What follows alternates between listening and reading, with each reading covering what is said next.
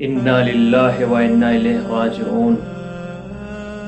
حضرت آیت اللہ رئیسی رئیس جمہور ایران اپنے کچھ ساتھیوں کے ساتھ آج صبح 5 بجے درجہ شہادت پر فائز ہو گئے اور اس دار فانی سے دار بقا کی طرف کوچ کر گئے۔ چونکہ بار بار متعدد سوال آ رہے تھے، اس لیے میں آپ کو یہ خبر دے رہا ہوں۔